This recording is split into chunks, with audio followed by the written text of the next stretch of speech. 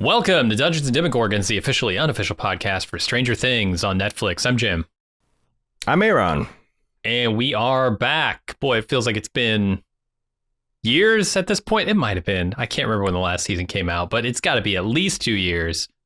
It's been, so I do this a lot. Whenever it's been a while since we've watched the show, I always listen to like our wrap-up podcast. And we began with like, hey, it's good news, bad news. Good news is we've already been renewed for another season of Stranger Things. Bad news is it's not going to come out till 2024. And we're both like, oh my God, 2024. How is it? Gentle reader, listener, if you're listening to this in the far future, know that it is actually December 2nd, 2025. Really the last minute you could release this and still even call it in good conscience 2025. This has been a long time coming. Yeah, literally. The season is not going to end till the last seconds of 2025 because they're releasing. True. Yeah, they're releasing it in a weird structure, which we'll talk about, I'm sure. Yeah. I will say that I'm glad that last season got me hooked back in because my memories that, you know, whereas if they'd left in like season 3, I might have been like, I don't know. But like season 4, really, I thought was a shot in the arm for Stranger Things. And it really feeling like it's coming into like a final chapter. And I felt like this was of a piece. I didn't have much trouble getting sucked into the world of Hawkins again. The fact that these kids feel older feels part of the plot. You know, plus I think they did also clever thing is there's a next generation, you know, Mike's sister, Holly, and some of her classmates get that classic Stranger Things feel. I don't know if it's universal, though, because like for my son has been a Stranger Things addict since he saw the first season when he was like, I think 11 years old. And or maybe he was like 10. Because I asked him last weekend, hey, you want to get together and watch Stranger Things? He's like, yeah, I guess. Because he's now 19. He's in college. He's got a job. He's had girlfriends. Like, it's kind of interesting that a lot of the kids that grew up watching this show have had the experience of the exact same thing the kids have. Like, they're now all men and women doing big things. They're not fighting Demogorgons, but... which you would think would naturally grow with them, but that's weird to hear that like he's not as interested as he once was in the show that is now still about him. Yeah. You know? And it's funny because, well, that's the thing is like, I don't know that this was ever for him, you know, right. It was it's like for for me and for you. Yeah. It's a nostalgia bait aimed squarely at the Zillennial heart. And it might be the other because like other things that are kind of for me and not for him, like Star Wars, you know, that was for my generation. He's kind of gone away from that, too. But I always thought it's because Star Wars started to suck consistently and he's lost interest. You know, Stranger Things last, you know, he and I both agreed last season is a banger. So I don't know. But again, core Zillennial, I'm digging it. That was going to be my question. Like, does Stranger Things still have the goods? And more importantly, maybe, does the public still have an appetite for it? From what I can tell, the answer to both of those is yes. I've really enjoyed what I've seen of season 5 so far, the first 4 episodes, which is what we're going to talk about today. But my question was like, are other people enjoying it as much as I am? And I think the answer is yes. I've gone around and I've looked at some opinions and I've seen sort of the ratings that critics have been giving it and the general public. And it seems like there's a lot of talk, which is always a good sign. Mm-hmm. It would almost be worse if people weren't talking about it than if they were talking bad about it. Right. Although for a final season show, it doesn't really matter that much as long as they're watching. I guess as long as they're hitting subscribe on Netflix, that's all they care about. But I don't know. I've seen a lot of talk and most of it has been positive. Yeah, and that's interesting because, you know, everyone is into Stranger Things, kind of like into Stranger Things at this point. I doubt anybody's like, Stranger Things coming out. I guess I better catch up to it at this point. So, like, I don't know. It's weird passing judgment on an unfinished thing, something I'm going to have to wait till Christmas and then wait till New Year's to get the total answer for. And I did I do feel like that this season, again, it's weird to pass judgment on it, but like if this Stranger Things season 5 might turn out to be like TNG, Star Trek: The Next Generation season 7, in which case, like, if you're a Star Trek fan, you know, like, it's pretty uneven. They kind of run out of ideas. A lot of the better talent had left at Deep Space Nine, but like there's still a lot of there for a core fan. But if you were like to just like, I've heard a lot about the Star Trek, I'm going to jump in on season 7, you'd be like, this is a wildly uneven show. And there's a little bit of that, especially when one of the big headlines out of this season is how much fucking money it cost. Yeah. And you can see a lot of that. There's like this intense Warner action scene that's pretty spectacular. A lot of them re-envisioning Will's experience in Upside Down, very spectacular. But there's also just a lot of kind of crappy composited digital shots, and of like not even special. They're just kids in broad daylight, like sitting on top of a roof of a car in a junkyard talking, and it's like, this kind of looks like ass. But again, that's kind of more surprised because so many things do look awesome. It's also slightly jarring to see a single Demogorgon treated as like this unstoppable force when they've kind of been dwarfed for a few seasons, you know, like. Well, it's without Elle in the picture. Like, Elle has always been the thing that has protected them from the Demogorgons. Otherwise, Demogorgons are lethal.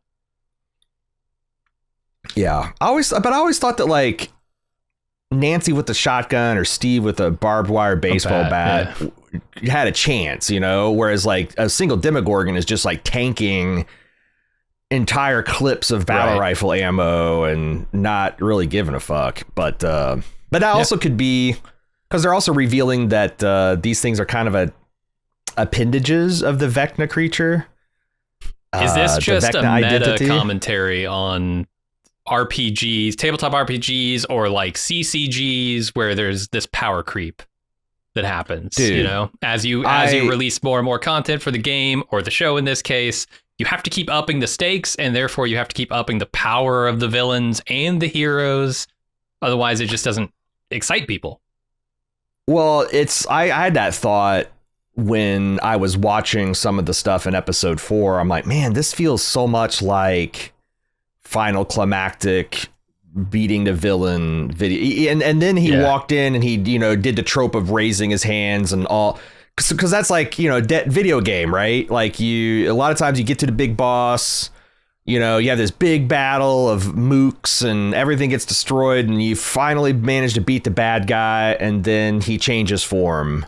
Sure. Resurrects all of the mooks that you just killed and the battle music plays twice as fast and now you're into shit. That's what it felt like, right? Like when... Yeah. The first time that Dick from Doom shows up and the Revenant, is that what his name? And he resurrects all the bad guys you just killed. It felt like a video game or a climax of a D&D campaign where, and clearly the heroes are going to have to, because you can't power scale the enemies without power scaling the heroes. And now we got Will, full-fledged sorcerer. Yeah, I'm like, from here on out, full spoilers. Like, if you're listening to this podcast, don't have come into this watched episode 2. I guess is it worth your time as a stranger? Yes, you've been on this path for a decade. What, you're not going to finish it? Yes, it's definitely worth your time. Yeah, but you have to have seen all 4 of these first chunk of episodes released on Thanksgiving 2025 because we're going to talk about them all, and you can't really talk about one part without talking about the rest of it. So this is an all-encompassing podcast. Go watch them if you haven't, and then come back to this. Yeah. I will say that the other fun, it's kind of fun, is that, you know, the first season was all referencing the best parts of our childhood. You know, the first 2 seasons, you had you got Terminator references, you got Back to the Future references, you've got, what was the other big one? E.T. references. There's just all kinds of Ghostbusters. The start of the second season. Now the show feels like it's 75% referencing itself. Yeah. But it also still feels like referencing to the original material, you know? But I thought that was like how much they are kind of using up their own history for nostalgia as much as they're using kind of real life history. Yeah, I think that's a good change, a good balance, because I really, really appreciated the early stuff it was doing with that in season 1. And that's kind of one of the things that hooked me, is that nostalgia factor. Other than it just being a really well written and acted show. But now I'm so into Stranger Things that I think they can get away with that. And it would almost be foolish of them to continue trying to do the same thing for 5 seasons, which is just introduce, 12 more tracks that you've heard, that you heard growing up, and then 16 references to different movies. And that stuff's still in there, like you said, but it's better when they've created their own cool world and they can just play in that playground instead of my nostalgic playground. But it doubles, right? It's also still playing in that nostalgic playground because so much of Stranger Things comes directly from that nostalgia. Right. Like, Joyce using an axe on a Demogorgon is a reference to her using an axe in the first season, but that itself is a reference to The Shining. Sure. So, and it's not like they're stopping doing the shtick, when you get to go into Holly's bedroom, it is a late 80s sealed time capsule of things little girls were into, like Rainbow Bright and Light Bright. And if you look at Dipshit's bedroom, then you've got G.I. Joe, you've got Masters of the Universe, and also in the same way, these kind of have things to do in the plot, like the boys are in a military takeover, which is reminiscent of Red Dawn, but it's also very G.I. Joe. They're battling a skull-faced sorcerer like Skeletor. Sure. And the other thing that they keep on like casting favorite 80s actors, you got like Sean Astin from the Goonies, Paul Reiser, Winona Ryder, Carrie Elways, like you got all these people and here one of the biggest badass heroes of all time, Linda Hamilton. Yeah. Sarah Connor herself is the big military bad, which has kind of been something they've been slowly replacing the evil scientists and the Dr. Brenner with like the military command. And now she's the big swinging clit of this operation. What's great about her is she effortlessly like intimidates these other badass guys. Sure. Like, there's that great scene where the soldiers expressing misgivings about kidnapping every child in town to save him from Vecna. And she's like, "What is it, soldier? Are you telling me you can't protect these children? Like, this is only be a debacle if you let something happen to it." It's like, and he just shrivels up. It's great. She's got that presence, that aura. Yeah, I love Linda Hamilton. I think she is amazing for a few reasons. She brings like such a gravitas to her roles. Whoever she's playing, seeing her playing a villain is kind of thrilling. I'm struggling to recall having seen that before, which is great. And can I just say the other thing about Linda Hamilton that I really love is she has not bought into the image of what a Hollywood woman is supposed to be visually. She is willing to just be a human being on camera. Yeah.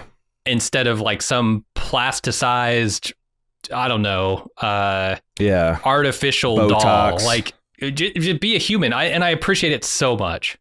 There are very few people who are like heroes of aging gracefully. And when I say gracefully, I don't mean, they look so good at 70. I mean, they look real. They look human. Yeah. Like a person is supposed to look at that age. Jamie Lee Curtis is another one. Yes. Yeah, like when the other people are at the Botox and plastic surgery, Linda Hamilton is running around in Mexico learning how to commando crawl under barbed wire and not wearing sunscreen and hauling miniguns. Like she's cut from a different cloth. She's got her face got character like a well-worn map, Yeah, I love it. And she's great in this. I wonder what role she's going to have going forward because she's still around. Like she gets semi-defeated at the end of the 4th episode here, but not in a way that precludes her continuing on the show. Yeah, I wonder if like they're ever going to have an adult move into, because I don't know where to go speak, because like I've seen some theories about where they're heading here, And one of the more interesting ones, I think, is like a redemption of the Vecna arc, or I guess, you know, because like at this point, is the kid who's Vecna, Henry, was he always evil? And then he saw the Upside Down and the Mind Flare as a way to, like, you know, symbiosize and like let all of his inner evil out. Or did the Mind Flare kind of take him over and he's as helpless as a victim as perhaps Will? Sure. If the latter's the case, and it seems kind of interesting that they could redeem him, you know, and there's a lot of like hooks that they lie, and that's just going to have to at some point talk about the First Shadow, the Broadway musical that's underpinning a lot of the early goings of the season. Yeah, I'm but curious like to if hear they about did that 'cause I that, don't know anything about it. then that'd be interesting, because like then Linda Hamilton could like be possessed and could turn into like some kind of mecha Vecna, you know, some kind of ultimate, you know. Because that's the thing, is like, you know, Vecna even says like the reason he uses children is because they're weak, they're innocent, they're naive, they're easy to, well, everything about like Linda Hamilton is on the opposite end of every one of those scales that he mentions. Yeah. And that could set up a truly terrifying final boss, I guess. Yeah, they need to find his running up that hill. Is it like Love Potion number 9 or something? I'm trying to think of a 50s song that would be like his thing. You just got my juices throwing, but like when Holly was jamming out to that Tiffany remake of I Think I'm Alone Now. Oh. I guess that was a remake of a song that was popular when he was a kid. It would be interesting if the original version is his running up that hill. All right. I like it. Get Henry out of the Upside Down. Redeem Henry. I don't know. And that ties back in. That'd be fun. To the play, you know, because the big central thing in the play. Should I just maybe talk about this? Yeah. We need a primer, because I am barely familiar with what this is. So this is apparently a play that is a prequel to Stranger Things that is focused on Henry. Yeah, it's set in 1959 Hawkins primarily, and it explains like how this all started.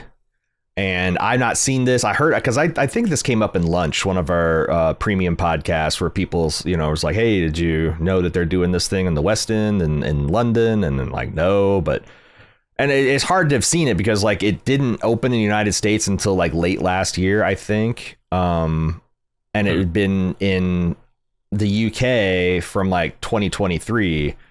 But there's wide synopsises of the plot and stuff, and I hit up Wikipedia to see. And what this is about is, so the Dr. Brenner, is that his name? The evil Papa? Apparently his backstory is during either World War II or the Korean War. His father, as a result of military experimentation, was sucked into an altered dimension that he calls Dimension X. And that like motivated him to get into science to try to find his father. Okay. As it kind of gives a little bit of tragedy to his character too.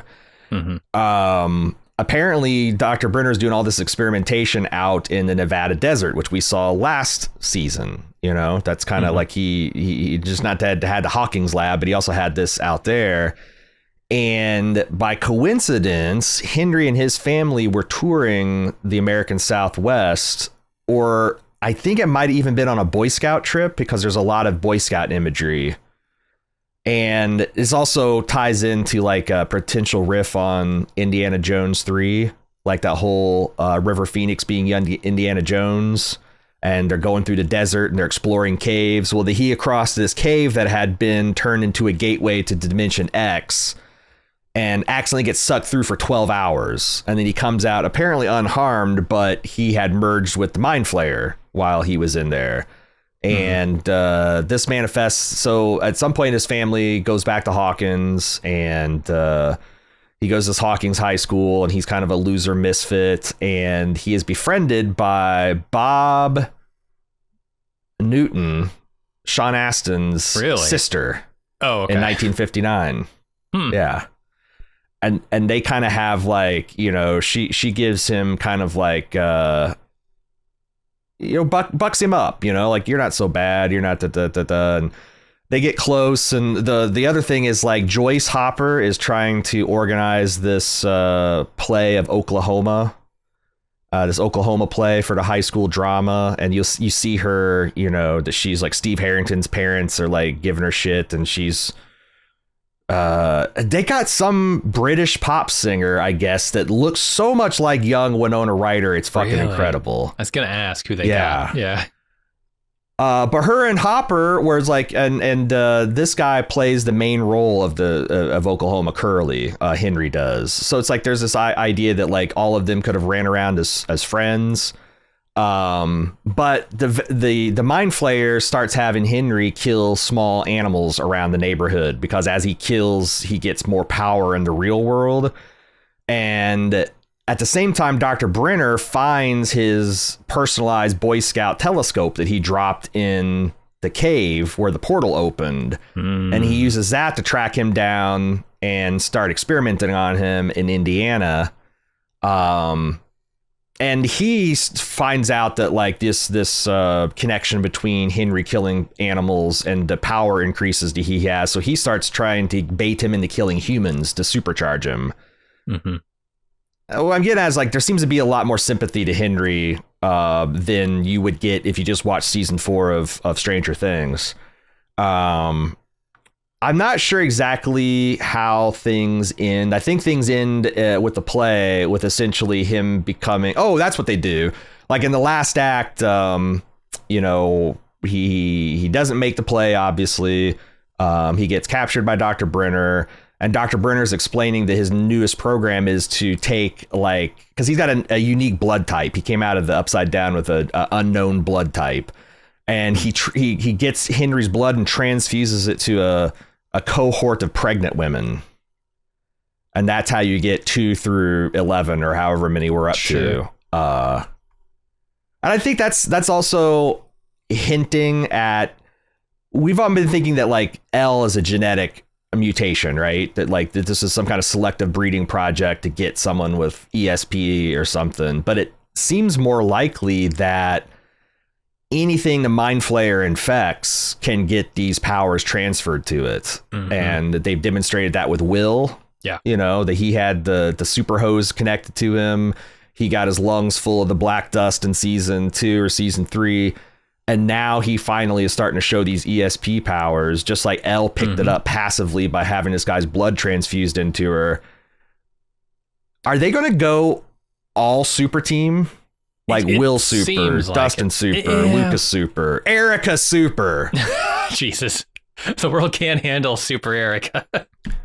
Yeah. That girl has too much power already. She can say dipshit at you and your head just explodes. That's her special power.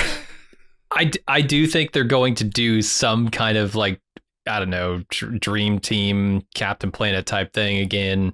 But I don't think it's going to include the likes of Dustin and Mike and Lucas. I think it would be a mistake. I don't want all of these kids to have these superpowers in the end. And we've already got 2 from this group and then 1 from Chicago. Well, and then I was going to throw in Holly because like there's no like they're already baiting. Like she got her player character. She's a cleric that can open dimensional rifts. Like get out of here. So for sure. So and she's been hooked up to the thing. So she. So is that the dividing line? The kids who've had personal experience with the Upside Down and the victims are going to be the actual powerful ones? Seems like it. Okay. Yeah. Which I like thematically. I like for the sake of not just having mega power creep where every kid is now super powerful. Some of these kids have superpowers that aren't like, you know, metahuman superpowers, right? They're just like Dustin can triangulate the source of a radio signal. That's cool. That's a superpower that Steve doesn't have. And Steve has this extreme loyalty and athleticism and amazing hair. Incredible hair. But I don't want every kid to just look at you and your head explodes. That's not fun. No, you're right. Like the Justice League needs guys like Batman and Robin as much as they need Superman and Wonder Woman. You know, you got to have the every Joe that just has through their grit and gumption honed a talent to perfection. Like, you know, Dustin and his radio stuff. kind of tired with some of the superhero stuff that's happening, because it seems like every superhero has like a generic set of superpowers that makes them special. Whereas if you keep things very isolated and specific to a person, then you create interesting interactions with the way that these characters can support each other. And that is so much more fun and cool to me than just every single person being able to take a punch from God. Not interested. That's why I always thought I was always more of an X-Men fan than like an Avengers or a Justice League fan, because it was so much fun to see how they could combine their powers and working together in unique ways than, like Superman just trading punch, atomic bomb punches with Darkseid or whatever, right. It's only cool the first time. We've clowned on this a bit before, that like Elle's her special ability is a nosebleed and putting her hand out. Like, it is not the most exciting stuff. She's starting to get a little bit more kinetic in this season now that she's getting some she's got Master Yoda Dagobah training with Hopper and whatnot. But totally. And that's like even when Will gets powered up, it's still he's got the double claw. He can do the double hand action and the nosebleed, but he's also got the Vecna eyeballs. And I think they're kind of hinting that maybe his power might be a little darker. Yeah, I mean, it's directly connected to Vecna in a way that like Elle's isn't. Well, it depends on like what they bring in from that play. It sounds like maybe it is, but yeah, Will's got a direct connection and a reason to hate this guy more than anybody else. Yeah. But when I was a little kid and I'm watching Return of the Jedi in the theater and I see Luke walking into Jabba's place and he's wearing all black and he starts force choking the pig guards, I'm thinking, ooh, Luke's flirting with dangerous power. And when I see his, Will's eyes roll back white and him break the bodies of the Demogorgons in exactly the same way that Vecna was executing children, I'm not saying he's going evil. I'm just saying that they want you to notice that and be like, ooh. We've never seen Elle do anything like that, but it's to a Demogorgon, not to a teenage girl. I mean, there's differences, but it's still pretty horrific. It is, yeah. And I think it's tempered. Like, I might be worried a little bit more about that if it weren't for the fact that they pair it with Will sort of doing what Robin tells me needs to do and like accepting himself, essentially, realizing that he has the answers within himself. And to stop, I guess, stifling himself the way he has, and everybody else around him is encouraging him to just stay in this little box, but he's moved out of it. So like pairing those two things makes me a little less nervous because I trust Will, and when he trusts himself, I think that's a good thing. But you're right. I agree too. The energy there is also like a little bit scary. But I also, from getting, and I think they're trying to feed into that, because from getting the little plot of The Last Shadow that I know, I think that his like Will's relationship with Robin, who she's given him all this slightly older gay sister advice, kind of mirrors a lot that Samwise Gamgee's sister. He has a Bob Newby, his sister has that kind of relationship with like you're not evil, you're actually a good person, you need to trust in yourself and you can be strong. And so even though he had that person in his life, he still felt the evil. But I think Will is going to be the opposite of that. That he is going to be that Henry couldn't quite believe that about himself because of some of the things he'd already done. But Will be able to believe in himself. Yeah, I said, I'm picking up what you're putting down.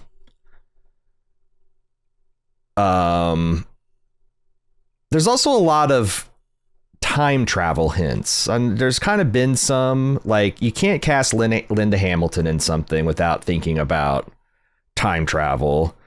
I noticed when they are chasing the decibel signal in the van, that the van hits 88 on its little LCD counter at its peak. That's a classic Back to the Future reference. That's what the DeLorean has to hit to go back in time.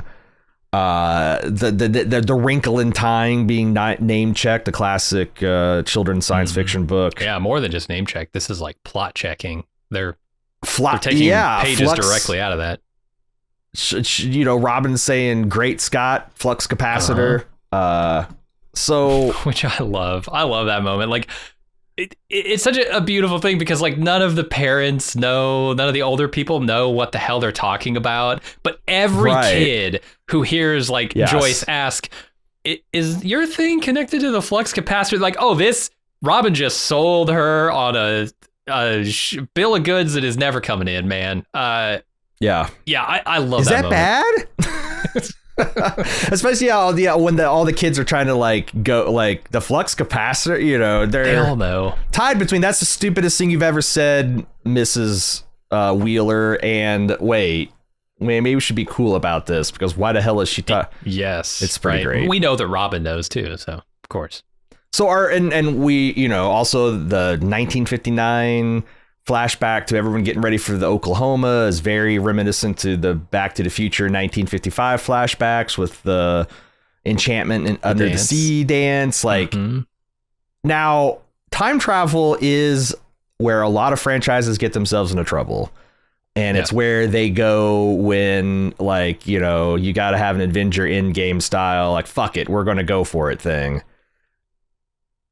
I feel like Stranger Things is poised to make good use of it because the Duffers have essentially omni knowledge of all 80s and 90s science fiction, and they'll probably pick the best of the tropes to kind of go through, and it'll make a lot of sense when they do it. But like, I can't quite see why they would be going back to that unless it's the idea is to stop Vecna before he even starts. Like you gotta. Is there going to be a thing like they got to get Henry to the play? Henry's got to be in Oklahoma. It's the only way he can redeem himself. He's got the starring role.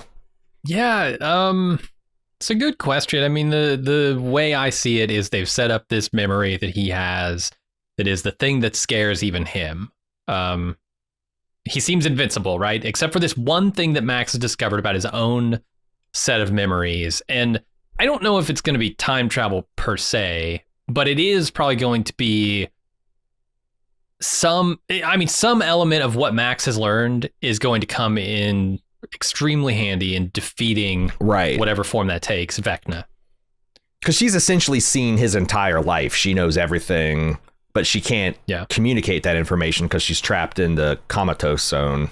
But she doesn't quite know what this cave is that he's afraid to come into.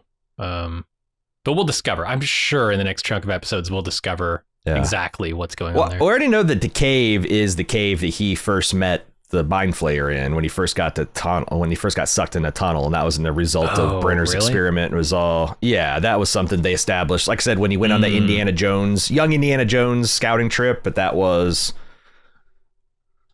But that's from the play? I don't know if that's from the play, yeah. Yeah, see, he goes out. That's the thing. They have to do something with that in this show because I don't know that. I've never interacted with that play. And I don't think the brothers have addressed this and said, you don't need to see the play to understand. And so I feel like just in the same way that I've kind of broken down the whole play in like less than 5 minutes, like if I had audio visual at my command that I could, pictures worth 1,000 words, all that kind of stuff. Like they could get this. I mean, they've already info dumped a lot through Max, we know that she has the full picture.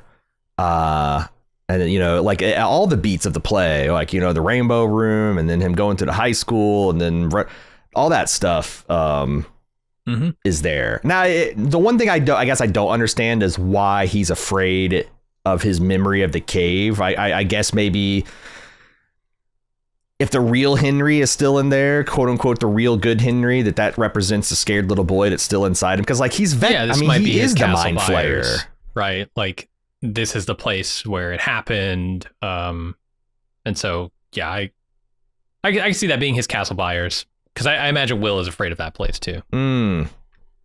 Right. Is it Fort Byers or Castle Byers? It said Castle on the sign. I always thought it was Fort Byers, but only because Fort Myers exists. That feels more satisfying to me. I don't know.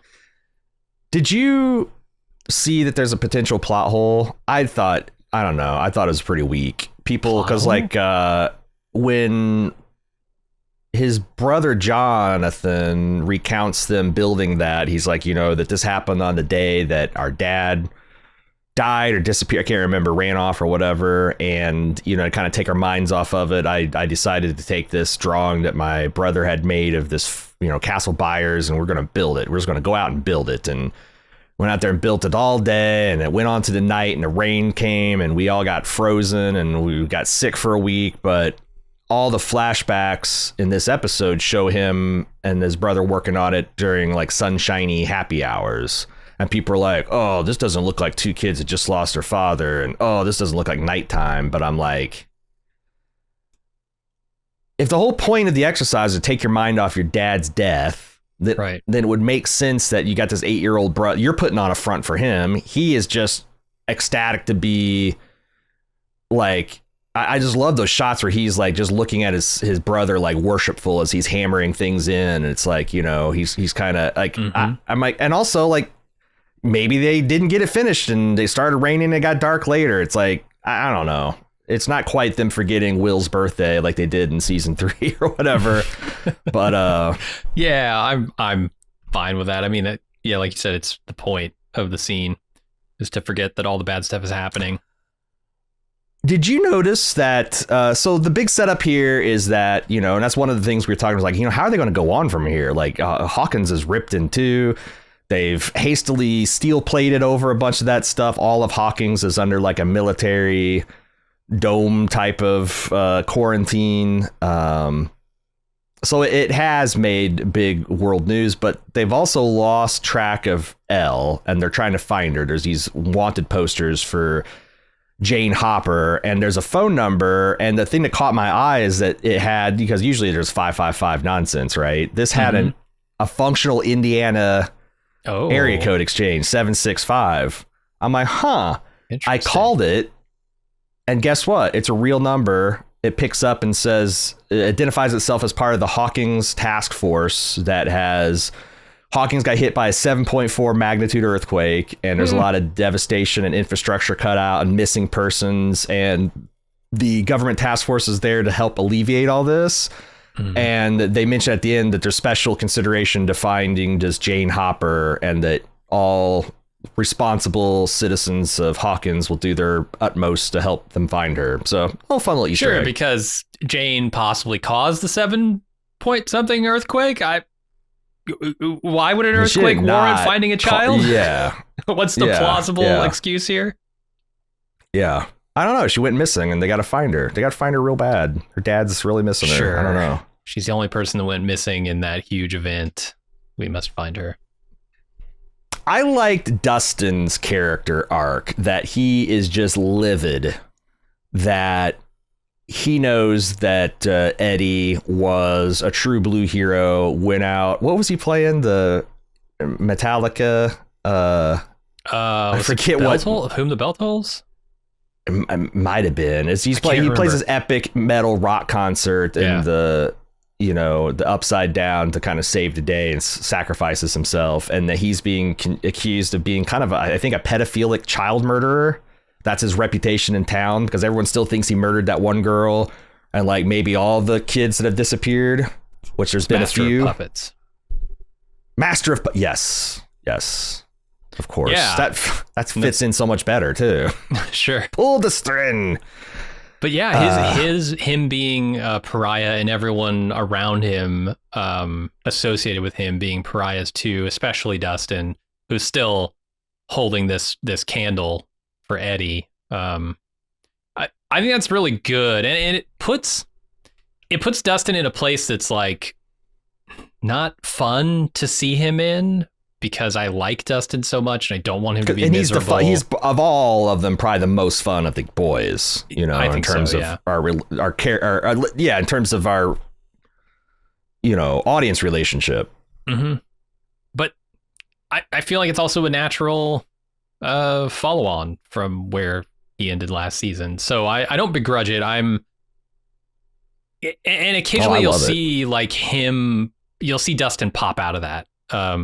Like there are moments where they have a triumph or something works out like you expected to, and he's there yelling and screaming with the rest of them and having a great time, right? And using his brain to solve these problems. That's what we love Dustin for. But he's also the kid who, like, I'm watching the bullies come at him, and I'm like, looking at Dustin thinking, this is a kid you might not want to mess with, because he's the kind of kid who might be carrying a knife or is in just such a dark place that he could be like literally dangerous. And that's kind of where Dustin's at. And I'm not super comfortable with it, but I do think it's interesting.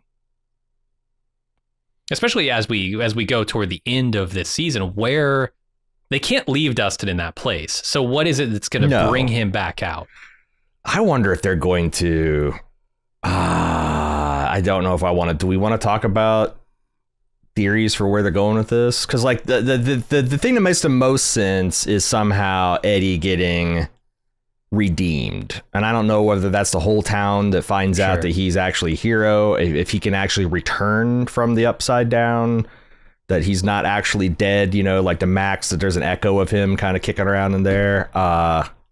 Maybe. But also that, I don't know, because like a lot of the people that died along the way, like Alexi and, you know, Bob, like these fan favorite good guys that, you know, we might feel a different way about, but then they turn out to be good. I don't know if I want all of them to just be brought back, because that would retrospectively cheapen the show. That's already one of its big faults is, well, you know, none of the main kids are ever going to die. Right. Yeah, I'm with you. I don't know that the show can really go that direction with Eddie. But I do agree also that there has to be some kind of redemption. And maybe it's not, I don't know, maybe it's not even redemption for Eddie. Maybe there's just something that can happen for Dustin that can make him okay with Eddie's sacrifice. Because that's the thing that's really eating him, is he just misses his friend. Yeah. And especially, like I said, it's one thing to miss your friend, but it's another thing to hear the whole school talk with him like he's the worst sort of person, when you know secretly, not so secretly. I'm also a little weird, because the other thing is I thought everything would be a little bit more mask off this season, because it's like obviously something weird fucking happened with Hawkins, but it seems like they're running with, oh yeah, this is the new Madrid rift, and it ripped Indiana a new one, and boy, lots of devastation, and you got to have the military there to stabilize things. I kind of love that, in that like 80s. It is, yeah. You know, the Russians are invading United States. What? How? Right. There isn't like everybody on the street with a phone who could document the red lights and Demogorgons flying out and stuff. It's just like, true, you take the authorities' word a little bit because no one else has a vantage point. So and it's like, what are you going to do? It's like, oh, the Earth's opened up rifts of purple light. The government's got to be lying. It can't be an earthquake. It's got to be an interdimensional mystical force. Like, you're right. Right. And the kids could blow all this up, but who's going to believe them, right? I don't know. I don't know what they're gonna do with Dustin eventually, but I'm excited to see it. And the one thing I know is they can't leave him in some kind of sour attitude by the end of this. He's got to have the redempting arc. I think I see a big happy ending coming, but we'll talk about that at the end. What do you think of the Wheelers? Like, that's something that they've kind of like. I've turned against Mr. Wheeler. I've been rooting for Nancy the Chase. Who was ever rooting for Mr. Wheeler? But I mean, it's like, you know, it's like, it was, I guess, something that like, you don't want to see your parents break up, but like, at some point I'm like, no, Mrs. Wheeler, fuck that barely legal lifeguard. Yeah, dude. Yeah. Fuck the bad boy. Get leave your husband. But she's stuck with them, and now they're just fighting because their youngest daughter looks like she's a weirdo. She's fallen into, you know, science fiction and talking to imaginary friends, and she gets abducted. And but then the parents have this kind of heroic last stand where they fight for the children and almost die. They're still alive. Is this just another way that like they have to figure out a way to sideline the children's parents that don't know anything about the upside down? Because like Joyce and Hopper are always running around, but that makes sense. You gotta have these kids. I don't know what Lucas's parents think he's doing. Dustin's mom is a non-issue. Yeah, the Wheelers are kind of the last adult authority figures who are likely to put a stop to this. What do they think that their kids are doing when they're doing all this clandestine Wolverine shit, Red Dawn shit, where they're doing encoded signals over the radio and they're doing dungeon crawls organized to try to find that they don't care as long as they're home by dinner, but they are never home by dinner. They are this is true all night as far as I can tell. Yeah, no one cares. Yeah, but I guess if you got a friend group that will like lie for you, and you had like a sympathetic mom like a Joyce Wheeler, or no, a Joyce Breyer, who might say, yeah, all the kids are over at my house playing D&D tonight. I guess it's a lot easier to get away with shit. Yeah, sleepovers, fake sleepovers all the time. I will say I think the best realized character in this entire show is Mr. Wheeler, as the like there but not their father, the quintessential 80s father. Yeah, like he is so perfect, and I love how much I brought home a paycheck. What more do you want? Can I just sit in my chair? That's the end of my contribution. and read the paper now, okay? And the way that the show interacts with him, because like they know exactly what they've got there and how the audience is responding to him. And to see things like he's just out golfing and he's so shitty at it when the Demogorgon attacks, and he comes inside with his stupid golf club like he's actually going to protect his family from an intruder, and he's met with this evil force. He's got no response, and he gets injured as much as Karen gets injured. Mm-hmm. And then they wheel him to the hospital, and that is the last you see of him. The show does not give a shit what happens to Mr. Wheeler. Right. Because he doesn't give a shit what happens to anybody. Like, because that's like Mrs. Wheeler knows about Holly and the friend she's keeping, the book she's reading. Mr. Wheeler, like, what? We have a daughter? You're not. Wait, we have the old one, right? The older? Yeah, you're talking about, the one that's gone to college and hanging out with that weird Breyer kid. Oh, we still got one in school too? Right. Yeah. That's where the buddy's completely going. Checked out. Yeah, I love it. Just the fact that they completely ignore him and only bring him in every once in a while to just show how ridiculous that life is. I gotta say, how pissed would Will be if he knew the kind of fun time experience Holly is having in the Upside Down when he got the full Demogorgon abduction, alien pipe down your throat, constant cold covered in mucus. And she's running around rocking out the Tiffany and baking herself cake and, playing dress up and just having the best time with Vecna. Yep. Speaking of those scenes where Will is being tortured by Vecna, these are obviously not scenes that were filmed in season 1. Did they get a body double and just digitally paste Will's face onto this child? I think they did it the same way they did last year with Elle, where they kind of got a child double and then did some digital, because it's not seamless, but it's good enough. It's not distracting. Yeah, they've gotten better at it for sure. There's a lot of interesting references to like the story here going on with Holly, that is they're following, the little prepubescent late 80s girl guide to science fiction pop culture references that this is a big Alice in Wonderland reference. She meets this guy who dresses old timey and has got a pocket watch in his pocket, and she follows him to this fantastic thing where she has a tea party with him. Like that blue dress she puts on is straight out of Alice. Yep. And then she puts on, I wouldn't call it a red hood. It's close enough. Like a burnt orange hood. And, the whole thing of Vecna is he is a dangerous character who's dressing up and pretending to be someone that she can trust. Like the wolf did with the grandma. Mm-hmm. Yeah. So there's a lot of, and also, okay. This is a reference that my baby sister was too young. Like if they start working in Jim and the Holograms and New Kids on the Block, I'd start getting them. But like Rainbow Bright was something that was obviously girl coded and I didn't give two shits about when I was into my Transformers G.I. Joe phase. So I didn't know anything about Rainbow Bright, the character. So I thought, I should look this up on Wikipedia. Do you know what I found out about Rainbow Bright? She's an evil entity from another world. Close. Oh. This is straight from the Wikipedia plot synopsis of Rainbow Bright. A young girl named Wisp is brought to by a mysterious voice to a gray, desolate land with the mission to bring color to this fictional world. Along the way, she befriends a furry creature named Twink. Is that a joke? Is that a Will joke? Come on, guys. And a horse named Starlight, and finds a mysterious baby who turns out to be key to her mission. With the help of her new friends, Wisp locates a legendary color belt and rescues the 7 color kids who've been trapped by the King of Shadows. Using the color belt, Wisp defeats the King of Shadows, liberates the sprites, and brings color and beauty to the land, henceforth called Rainbow Land.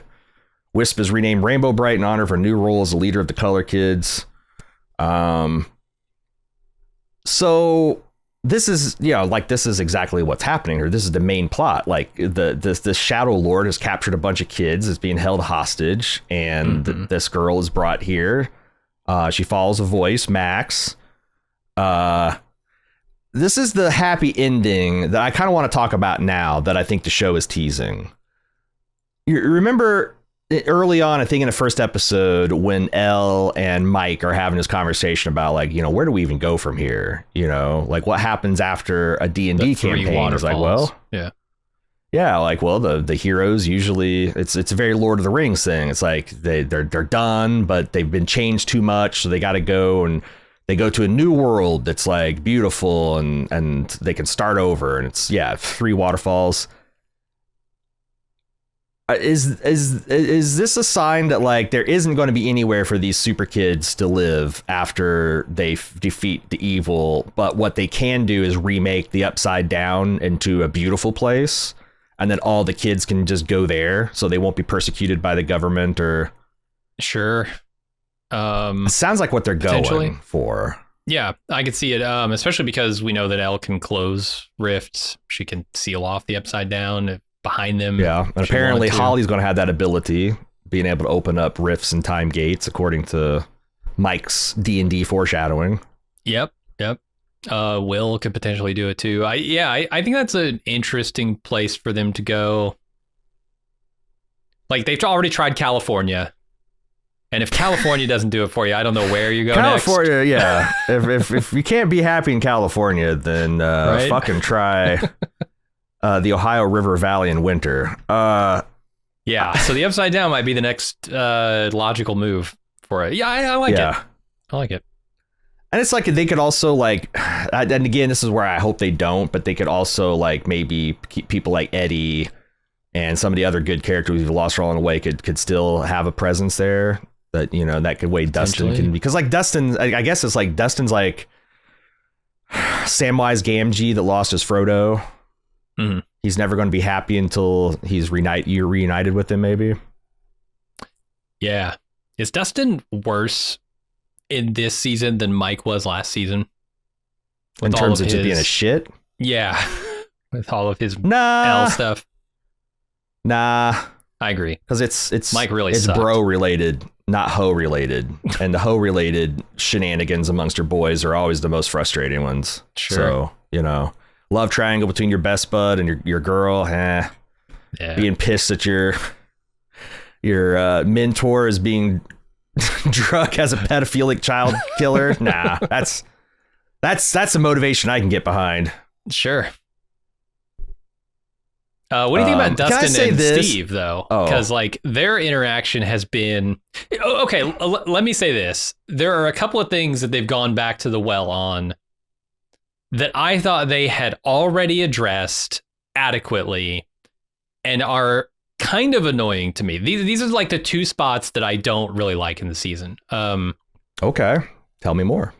It's this issue of Hopper trusting Elle. Like, I thought we got past that last season. He was super overprotective. Same thing with Joyce and Will. We haven't quite dealt with it with Will yet, so it's a little more forgivable there. But this stuff with Hopper and Elle is like a little annoying to me because it feels like retread. And the other thing that I really don't understand why we're going over it again is the Steve, Jonathan, Nancy love triangle. Like, I thought we dealt with this. Dude. That's really annoying to me. Can I say I don't give one shit about Nancy and Jonathan? Like, yes, they're the least interesting characters in this whole show. I mean, I don't mind Nancy. I think Nancy's kind of cool, and her turning from like this kind of girly girl, nerdy, to like the shotgun wielding Sarah Connor type, I think is super cool. But like, who gets her?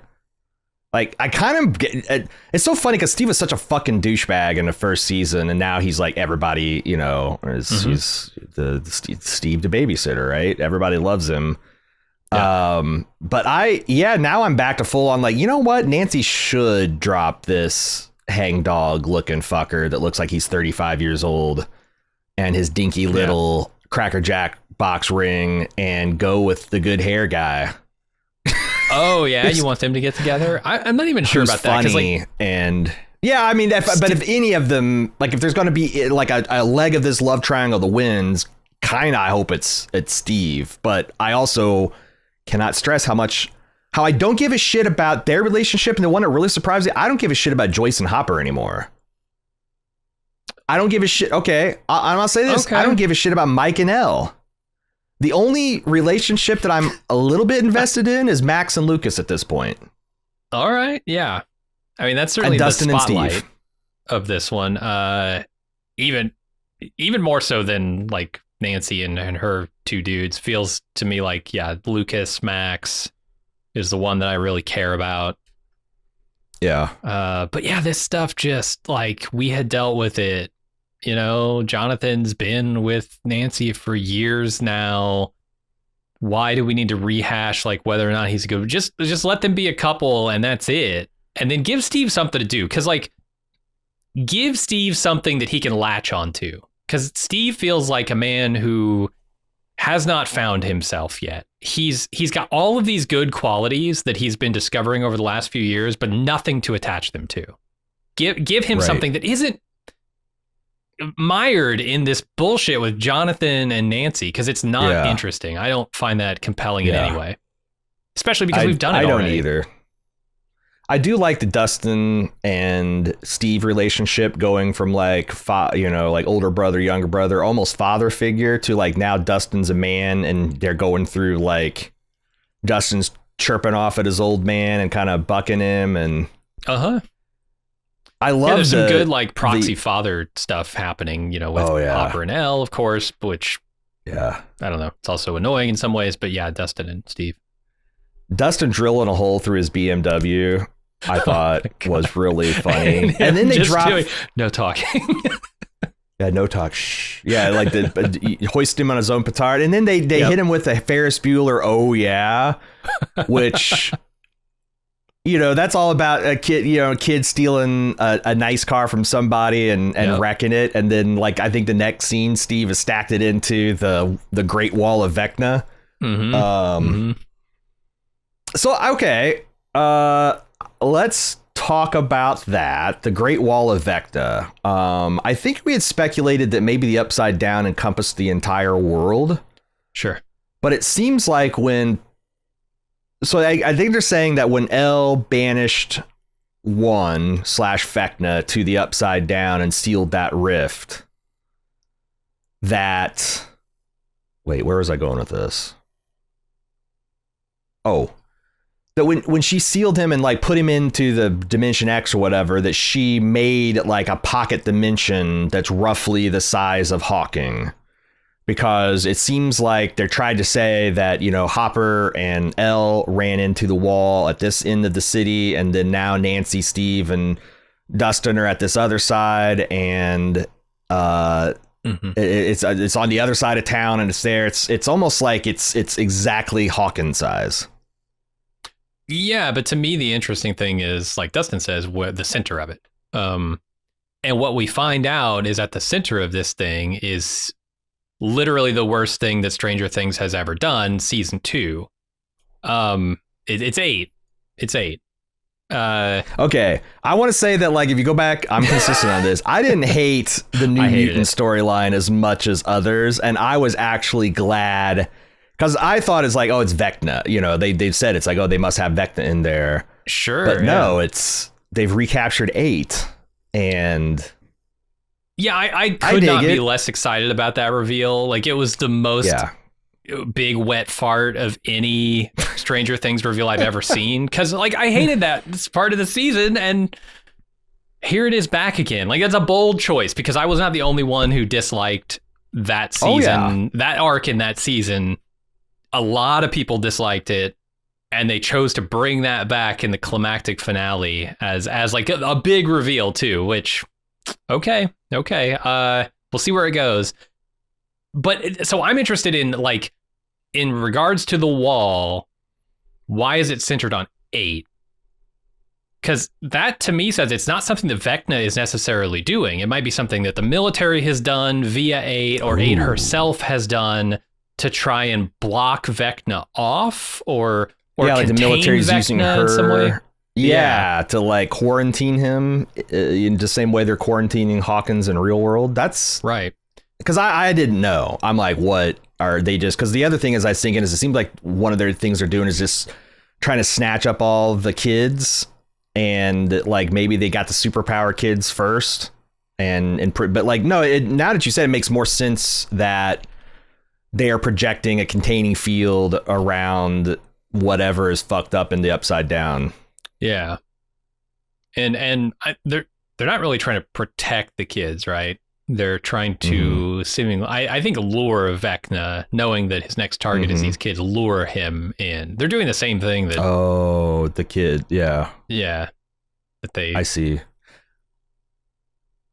I like that. And also, like, the fact that Els has no power over the wall. It's maybe not that's the case. It's just that her sister's holding it shut. So it's like an equal and opposite reaction.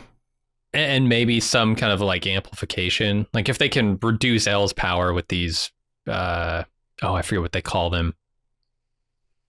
What was the name? Kryptonite. Well, that's what they call them. But they say like get on the something and aim it at her, and I can't remember what it was. Whatever. Oh yeah, they got these sonic guns. And if they can do that to L and like dampen her power, then they could probably amplify 8's power. So that could be a reason why Elle can't get through the wall, because she's in some contraption when we see her, right? Oh yeah. That makes a lot of sense, because like, you know, obviously if you've got, you know, destructive interference, you modify that frequency a little bit, and you've got constructive interference where, you know, instead of the waves canceling each other out, their amplitude doubles. Yeah, I could see that. Any suppression thing could probably be turned around to enhancing thing. And just knowing enough about it to be able to suppress it tells me you probably know enough about it to enhance it. Talitha says that the system's called the Hedgehog. Get up on the Hedgehog device. That, because when I hear Hedgehog, the first thing I think of besides Sonic is the iconic, you know, tank traps from like World War II, where they take those I-beams and they would weld them at right angles to each other to make these like giant jack things on the beach of Normandy, and they were designed to keep tanks from... Those are called hedgehogs? Yeah, they're called hedgehogs. So it's like maybe that kind of reinforces your defensive barrier idea. Right. All right. Okay. Yeah. We'll see. I'm very curious what they're going to do with 8. It can't be as bad as that Chicago detour, because she doesn't have her merry band of idiots with her. Seemingly she's just 8. Doesn't have X-Force, just the two, right. The newest mutant. Yeah, I'll let you vent yours, because I don't feel it as much. It's fair. Okay, here's another thing. Have you got tired of yet? The show just leaning on kid logic. Like, no, this might be the most egregious one yet, where they're seeing this gate shutting in front of them, and Steve thinks that what if it's like a peanut butter bopper? It's hard and crunchy on the outside, but it's gooey on the inside. And it's like, why would you like it's already strained enough what you've been doing with wormholes but like this gate, it might be and I've never heard of a peanut butter bopper. I'm like, I looked it up, and so this candy was prominently featured in The Lost Boys in 1987. It was? I don't think Yeah, it was like their Reese's Pieces from E.T. I don't remember. So this is obviously taking place in 1987. Steven's got peanut butter boppers on the brain. But like at some point, I guess this is the last season, so you don't have to worry about it and keep going on. But like at some point, like, you can't do that. Like I had this when I was rewatching Star Trek Next Generation, I had this idea for like, I don't know, a video short where like every single time Data or Geordi or Riker or someone says, what if it's like a soap bubble and we just have to stretch the button and it'll pop, and Picard's like, make it so, and then they flip a bunch of engineering, and then it every once in a while I want to see is like, actually no, this warp field is nothing like a soap bubble, you dumbass, and you just cut to the Enterprise exploding when they do it. Sure. His hunch is like, this might be like the candy I've been fixated on. Let's floor it. And it worked. Yeah. I don't know. It's fun because it's like not obviously like the Upside Down is not intentionally designed like a peanut butter bopper. But like this is how Steve's mind works, right? It's more an insight into the character themselves than. We've already got so much lining up with Demogorgons and the campaign and Dungeons and Dragons and the Mind Flayer and all that stuff that like I almost hope that they establish that maybe in the Upside Down that you can make things reality by thinking about them, because that would make things make a hell of a lot more sense. Mm-hmm. Maybe it's Will's fault the entire time. He just has an overactive imagination. He created Vecna with his mind. And if he just stopped imagining this campaign, it would all go back to normal. So who's the Turnbill kid? Is it Derek or Dennis? It's Derek, right? Dipshit Derek. Yes. Dipshit Derek. I love it. Every time they say his name. Yeah, the only thing is like, we didn't see a lot of Erica. I love Erica. And Erica's like piss and vinegar was just one-dimensionally shut down to calling this kid dipshit. Mm-hmm. And it made her, even though like, yeah, that's his name and he's a big bully in her class and everybody hates him. Like, I don't know. I wanted some variety from Erica. Just like cutting to her saying dipshit. Like that's like 90% of her badass this episode. Well, the real badass is her like, oh, you won't eat the pie, you bitch. Yeah, it's going to happen one way or another. Hell yeah. And that argument they have leading up to it is very good. The whole dinner sequence. Yeah, quite good. I made this pie for you. Apparently she hit Tina's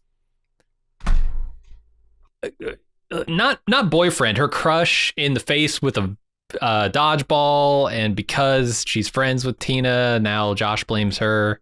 Also, she's got some culpability here. It's teenage shit, which is great. Yeah. Right, because it could be anything and it doesn't matter.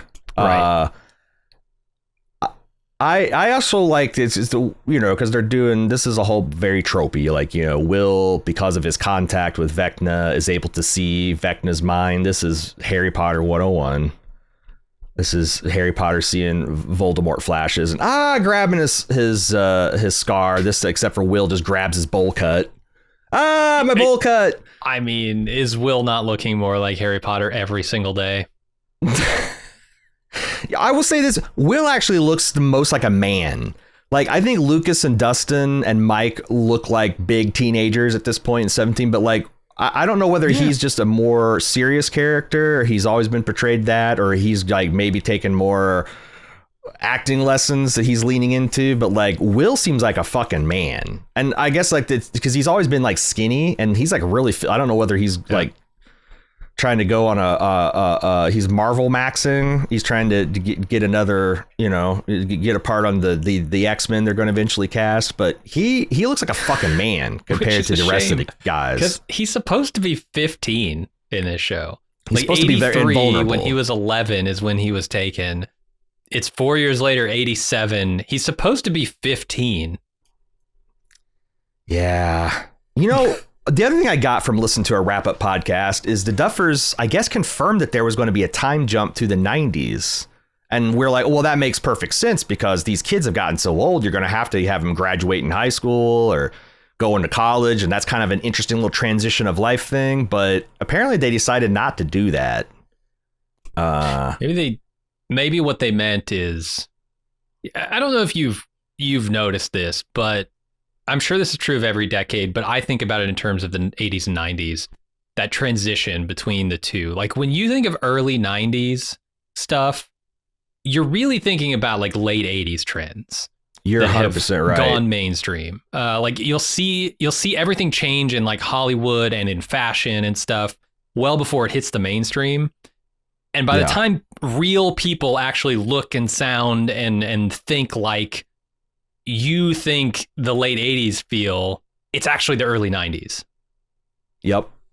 And the same with the 80s is because like I don't know why I'm doing this, but I've been this last 2 weeks when I have some free time or I'm doing some shit and I just want something on the background, I've been watching Pluto has this Price is Right channel that just streams Price is Right. And there's a couple of shows where I'm like, oh, this gotta be late 70s. And it turns out it's like 1982 because like you said, the things you associate with like the bell bottoms, that shit doesn't like clean. Like no one woke up on January 1st, 1990. He's like, leisure suits, bell bottoms, get these the fuck out of here. Right. No, I 100% that way. Yeah, and like grunge was starting in the late 80s, like right around this time, 87-ish. You started to get the grunge like it was stuff, but it doesn't up hit in the Pacific Northwest. Right. Yeah, but it doesn't hit mainstream until like early 90s, like 92-ish. 91. Speaking of anachronistic, this whole Turnbill trap. Turnbow, yeah. I'm like, oh, they're doing the Home Alone thing, and that's fun. But I'm like, wait, when did Home Alone come out? Home Alone came out in 1990. Yeah, this is before Home Alone. But I was looking at some threads in Reddit, and people said that this is actually a reference to one of the early Nightmare on Elm Streets, where the teenagers all rigged their house. And I saw a video clip of them like, and there's a lot of like scene for scene shots of like this gal cocking this sledgehammer into the ceiling. That's just like them cocking the spike thing into. So apparently, yeah, they're good because and this must be the Dream Warriors. Has to be. I haven't seen hardly any of these things, so I don't know. But apparently that's how they save it. It's not a Home Alone reference. It's a Dream Warriors Friday the 13th reference. Or no, I'm sorry, Nightmare on Elm Street, which is also funny because Vecna's dad, canonically, is Freddy Krueger. Robert Englund. Right. Yeah. Yeah, I would say Nightmare on Elm Street's the franchise, like the big horror franchise that I'm least familiar with of the three big ones. Yeah. Jason and Michael Myers and Freddy, those. Yeah, man, the only reason I'm up on Michael Myers is because of you and Stacy Myers, the lady that keeps commissioning their stuff for Halloween. I need to do that. I need to go pick one Halloween and catch up on like Friday the 13th and Freddy. I bet that'd be fun. Anyway, but they got this. There's a couple things because at this point they got that realization that Will's got this Harry Potter thing, and he realizes that he's seeing these victims through Vecna's eyes, and he realizes this Derek dipshit kid is one of the next victims. So they're like, well, we can thwart Vecna's plans by hiding him. No, the wrong plan, guys. Just tag Derek, let his ass get taken by Vecna, and follow that.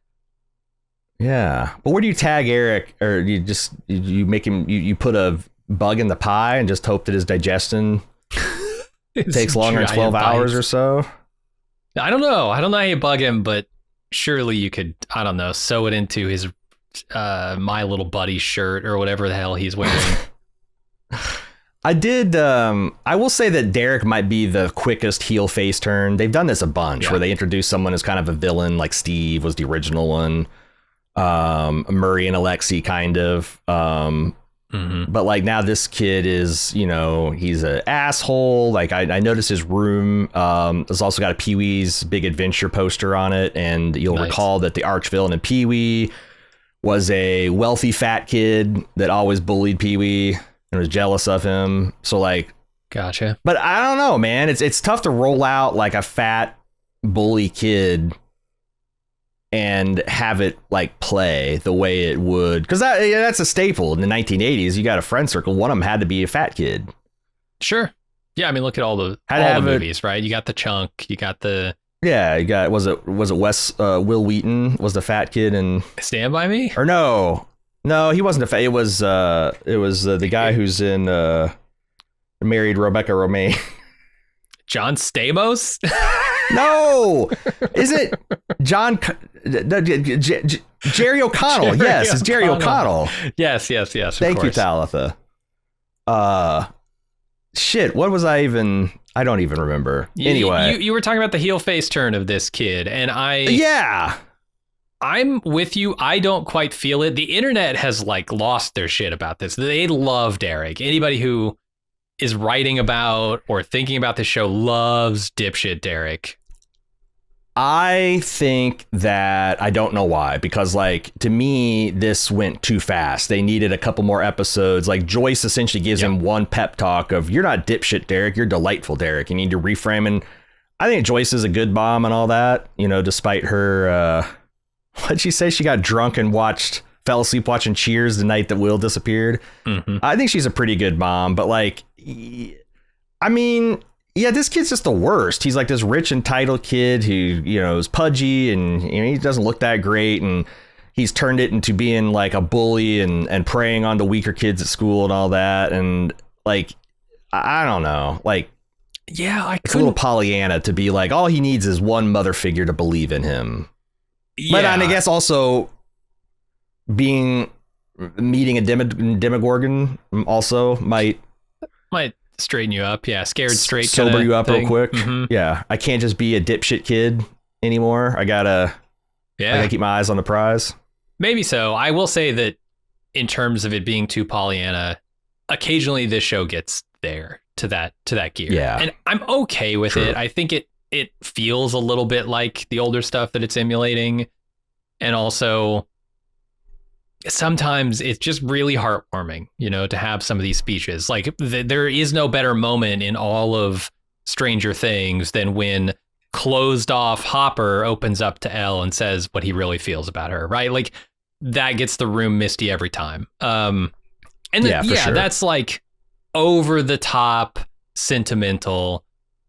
And I think they pull it off. Like, in any other show, I might be pointing to it going like, I don't like this, but I actually kind of like it in this show.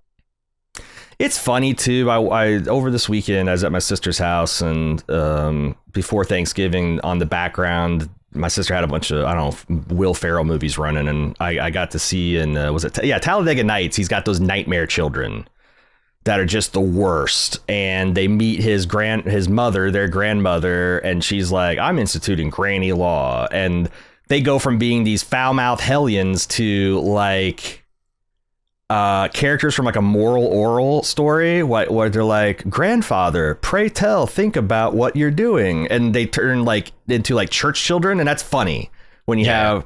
I almost feel like that's why people are going gonzo, because he goes from this foul-mouthed, little hateful goblin to the guy who's leading the kids through guided imagery because when his mom takes Valium, this is what she does or whatever. And I get it. Like that extreme personality conversion because of a singular force of nature entering your life or a singular experience. And he's got that. Joyce is that force of nature, and the Demogorgon is that once in a lifetime experience. But I guess also like, the only thing to be more gauche than having a fat, bully, ugly kid be a villain is to have him be like a villain for a long time, where it's like the audience really sets against him. Yeah, if we were all hating this kid, it'd probably be worse. Here's what I'll say about Derek, dipshit Derek, and I will call him dipshit Derek to the end of my days. Sorry, delightful just doesn't fit you, kid. I weirdly found myself identifying with this kid because I saw him as not a kid who was mean for the sake of being mean. I saw him more as a kid who was unchallenged. And when he's given something important to do, something that that stretches him a little bit, he lights up and he really puts himself into it. Whereas like when he's home with his parents who barely care, are barely there, like clearly they've given him a Nintendo and an arcade and shit just to like not have to deal with their kid. Like they're the Mr. Wheelers of the world, right? Yeah, for sure. That's how I viewed him. So like it wasn't this huge transformation of character. It was more like he's refocused and given a purpose. I guess that's a good take on it. And I think they did a lot with the storytelling here. Like they showed that like he's maybe an underachiever. Like this is a wealthy family that probably wants him to go to college, and he's kind of dumb, right? And isn't applying himself. And that's the thing. You're that's right. the reason that he's not say applying like himself. Unchallenged. Yeah. And his mother, you know, like you get the idea that his mother's like pharmaceutically checked out, and you know like I said, they like a Karen. They show with enough her wine. of him why that he's trying to overcompensate, and he's trying. You know, I get it. I feel a little sorry for dipshit Derek. Still a dipshit though. He's still a dipshit. He's still I guess that brings us into the grand finale, the episode Sorcerer, where Will flexes his powers for the first time.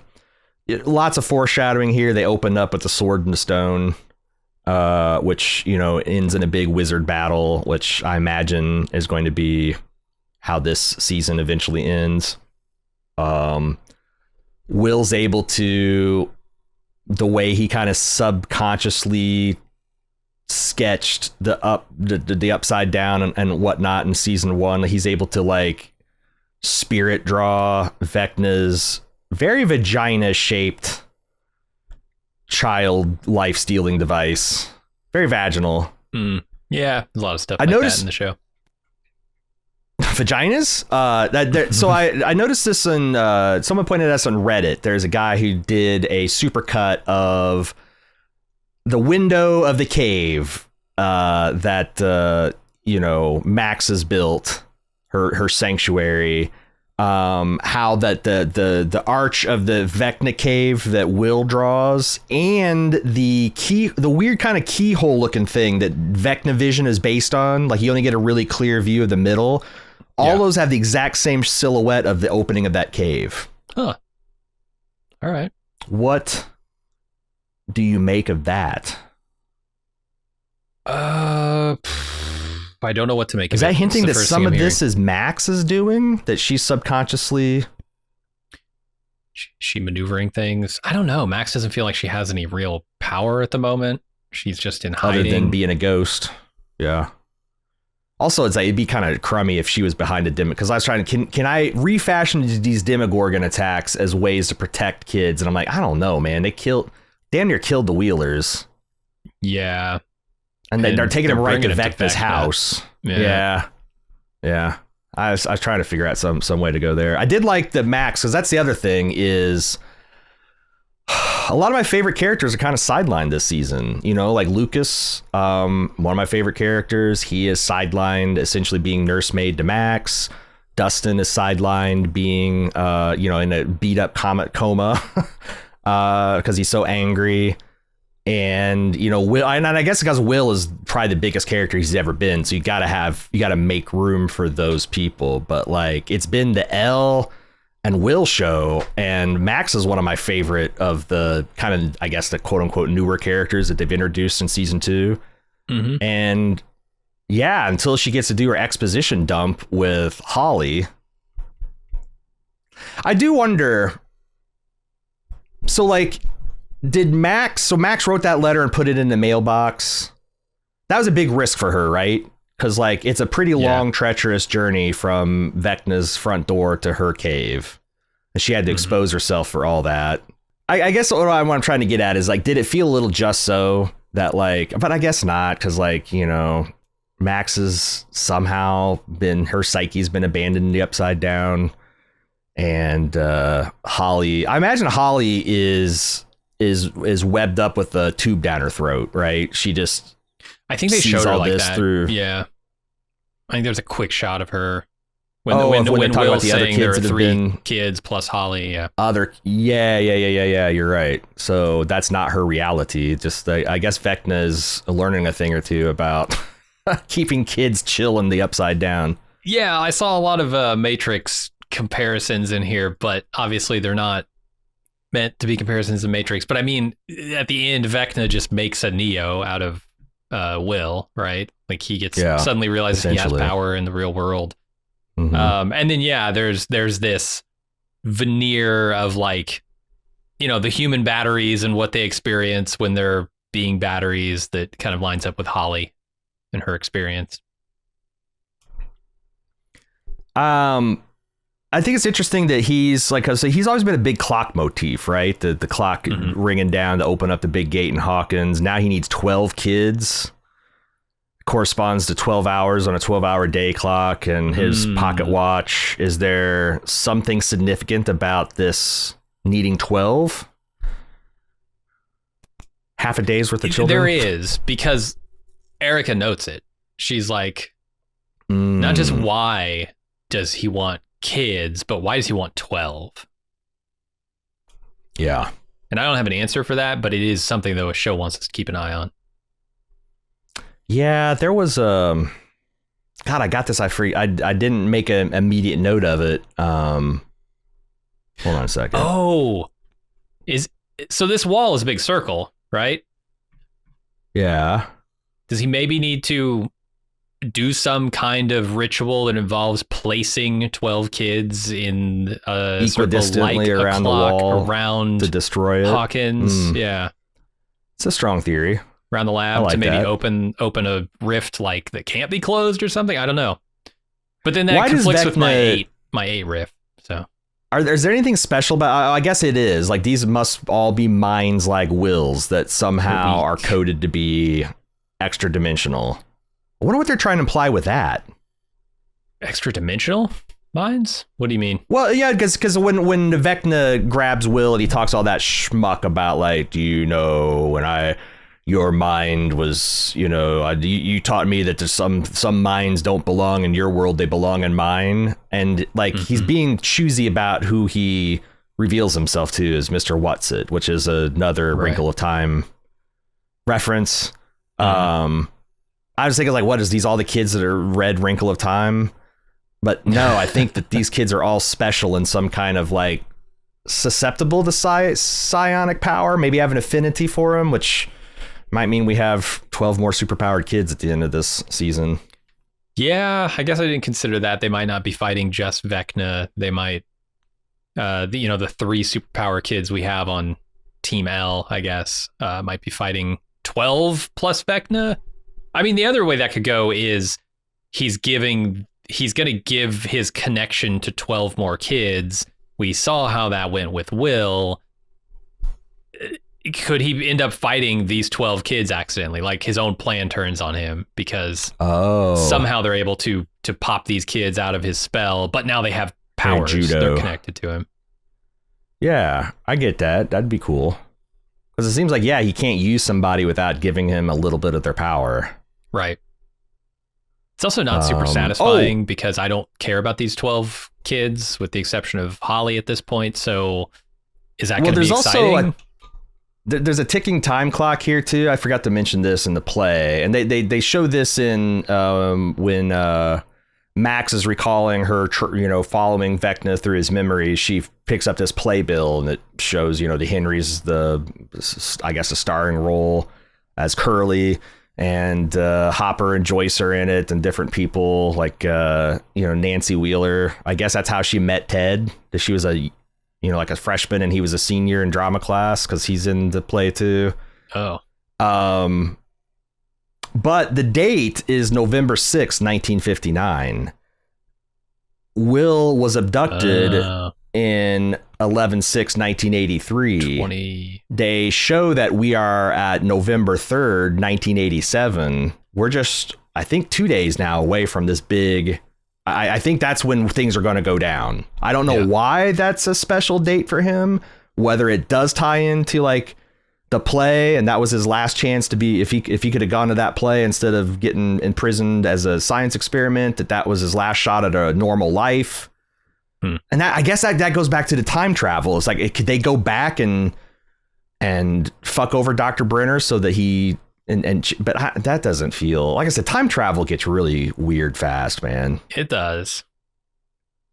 But there are like, I don't even know if I would like Back to the Future if it came out today, because I'd be like, what is this shit?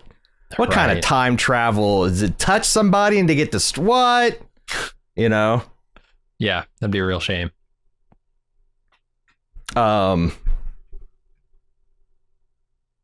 So like I said, there's something time significant with the fixation on watches and times and the anniversary of the play and Will's disappearance all coming up.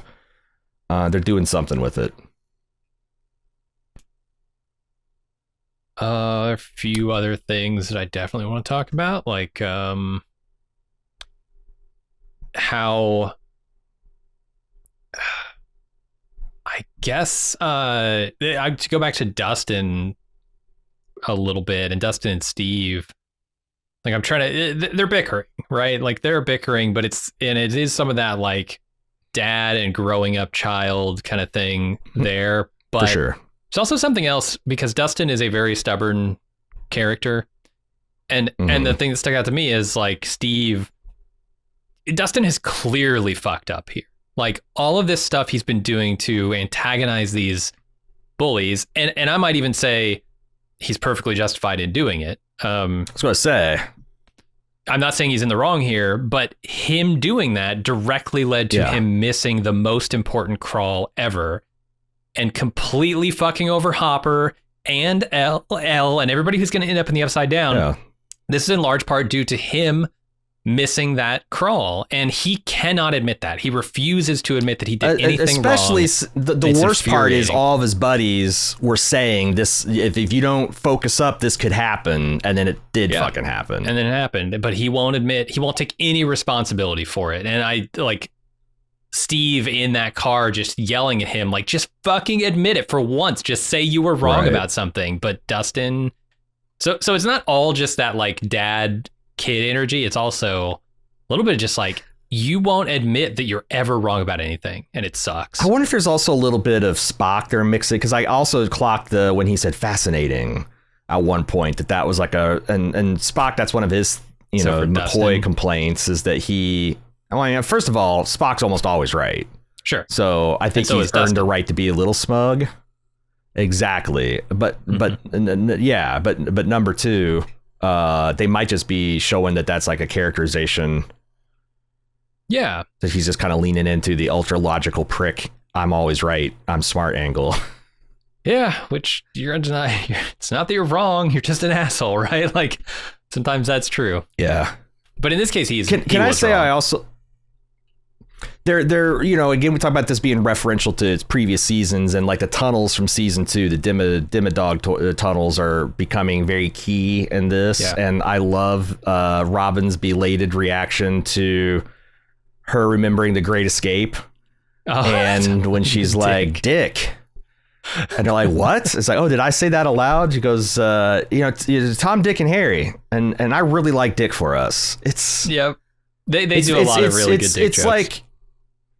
It's really fun. It's like, it takes me back to like season 1 of Silicon Valley, the tip-to-tip efficiency. God. It's like, yeah. I love, and the fact that she's like a very queer character too, and talking about like, I like Dick for us. It's so funny. To me, the greater the greater joy is when Mike and Lucas run into the tunnel. They find the spot underneath the barracks or whatever, and Mike says, "We finally hit Dick. Let's just hope it's not too hard." And Lucas says, "If it is, I'll soften it." Yeah, man. And I tell you what, there's also like, that's, I think, a Goonies reference when they're all banging on the pipes and the pipes start leaking. Like, but when the jig was up with that, where like, Mike and Will are struggling with the thing, and Lucas is down in the hole, and that one little girl who wasn't there to meet Mr. What's it? Yeah. Like the way that she made eye contact with them, and then she makes eye contact with Lucas, and he's just this little face in this hole with the wide eyes. And then like that, just like this, Good, the bad, the ugly stare down before she started to go tattletale, and oh, it's so funny. Yeah, that man. Much needed comic relief in this episode. Mm-hmm. You know, the other thing I thought was really stupid, so stupid that I'm surprised they did it, is like, so Elle has been training to infiltrate this upside down base, and that shows you, like, they tell us like that essentially the upside down is like pacified. You know, ever since last season, like Vecna's gone. There's no, like, they've been going after crawl for a year and a half and nothing. But now they're in there, and like, you know, there's the whole Hopper doesn't trust Elle. He sabotages this test so she can't go on this crawl, but she has to go on the crawl because Holly gets stolen and they get met. So she's like, I want to jump over this fence, and Hopper's like, you can't, even if you could. It's a metal roof. It'll alert everybody on the base. And she's like, oh, it's 7 seconds. The lightning and the thunder. Why does the lightning make thunder and then 7 seconds later makes thunder again, Jim? Are we so stupid as Americans that we wouldn't get her seeing the purple flash and then counting to 7 and hearing the thunder?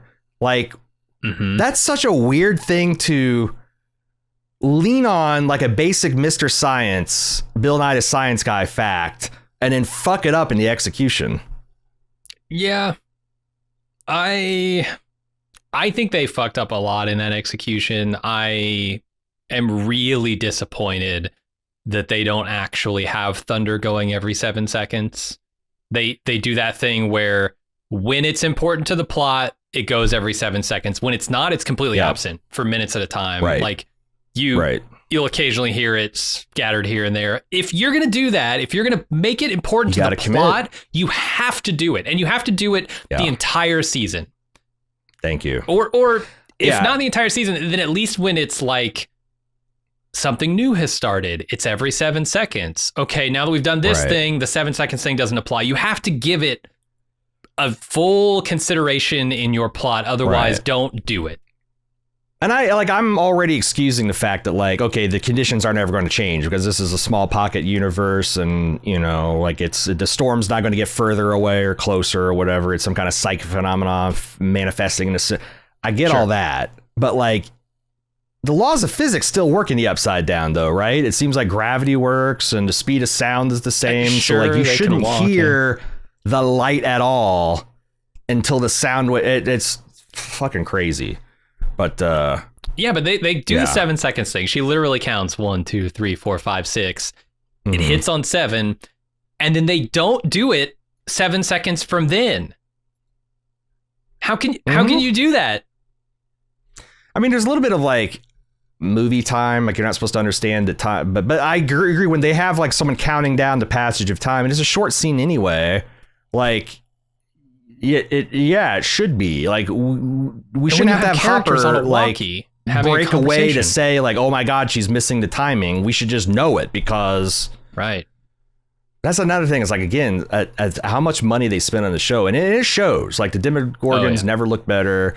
Vecna looks amazing this season. That got an upgrade. Like 2-minute oneer of psychic combat that they do in the middle of that's like super cool. But yeah, they I don't know if that's kid logic or what, because like, I think even little kids know that takes, anyway, whatever. What is that? Okay. They also made a big deal about like, they're stressing the fact that these things thrive on cold and they're weak to heat. And there's a couple scenes where they make that, they're bringing that back to make sure you remember it. Right. And we're back to Vecna manifesting itself in like some of the first cool days of the year in early October here. What is that tentacle? What's that tentacle that Sarah Connor had imprisoned in the base? I assumed it was just a chunk of the wall or something, but I don't really know. That they've kept alive? Or... because I guess I thought that was Vecna. Because I was kind of playing ball with like, oh, they must have Vecna imprisoned in the middle of here, and he's the same way Max is using her coma to get out, that he's like got some kind of back channel where he can't be full Vecna, but he can be like a shrouded version of himself. But like, I don't know. Yeah. Not sure. but also it's like they like since they're refreshing all this information, hot and cold must be a big deal towards for the resolution of this, however it ends up being. Yeah, probably. I mean, that would bring it back to season 1, which would be nice. I also like that, like, you know, they're coming up with a good, like, I think that maybe Will has the best character arc of the whole show as this, you know, kid that like was a misfit and he's just wanted kids to play Dungeons and Dragons and then start realizing that, you know, he's gay and that he might be in love with Mike. And there's a whole bunch of like awkward conversations around that and like love triangle, like we talked about next year. But I love Robin, you know, recalling her Tammy Thompson crush. And her feeling like she could never get, but like, you know, everything she needed was inside her. Mm-hmm. Because I've been wondering how they're going to like, what are they going to do with this arc where Will is in love with Mike and that's not going to be requited. Right. Him like realizing that, you know, he is all, you know, he's Knuff essentially in Barbie the movie terms, and that ditching Mike is going to, or letting Mike go as a romantic partner is going to open him to finding, I don't know who his real lover should be. But I guess like I don't expect that romance but to play off, but just him being happy unto himself and for all the torment he's been through, now he has genuine power too. I like that. I did too. I like that as an arc for him. Character who's been, you know, like you mentioned, mostly sidelined for the entire show, right? Every season to be a new thing. Vecna's got him. The Mind Flayer's got him. Something's distracting from getting any focus on him. And it feels right. You know, if he's the source kind of, and the initial attack here, bring it back around to Will in this 5th season. I will say also, I'm really happy with Will standing up to his mom a little bit, because, you know, one of those things that has been sort of annoying is how overprotective Joyce is of him and how that really just leaves him stuck not getting to do anything. And here occasionally he has a couple of moments, you know, where it's not like he begrudges his mom for trying to protect him.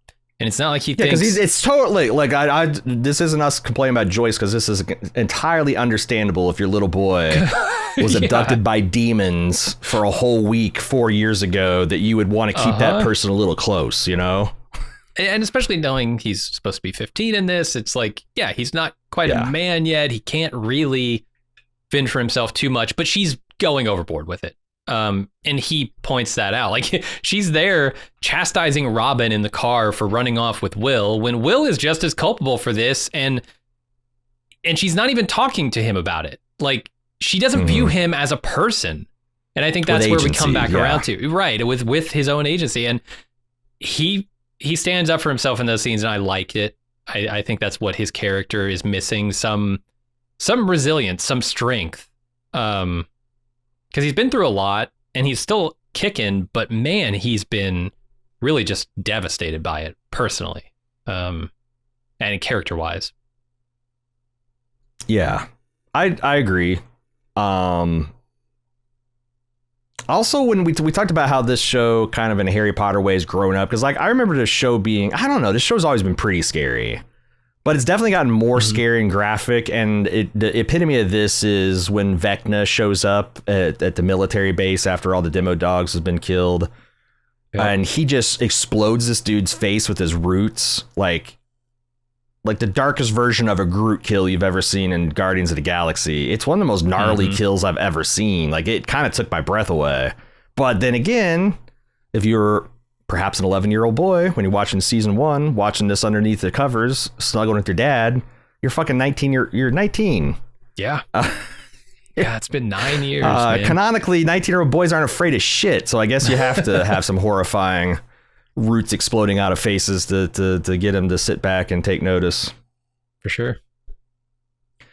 I also was rooting for Will because, like, there's this earlier scene where Mike and Will are talking about the nature being wizards versus a sorcerer, and he's like bucking Will up, and it's like, one of these days he's talking about like how that he's connected to Vecna's strings, and maybe one of these days he'll be able to pull the strings.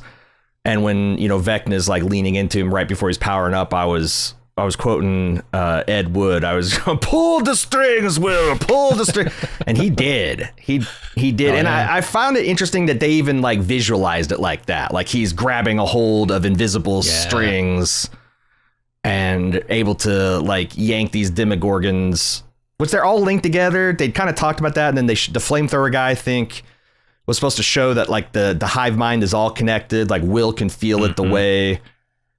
So that all made sense. But I like Will becoming a powerful character, the weakest, the one that's been picked on, the one's been victimized the most on this show.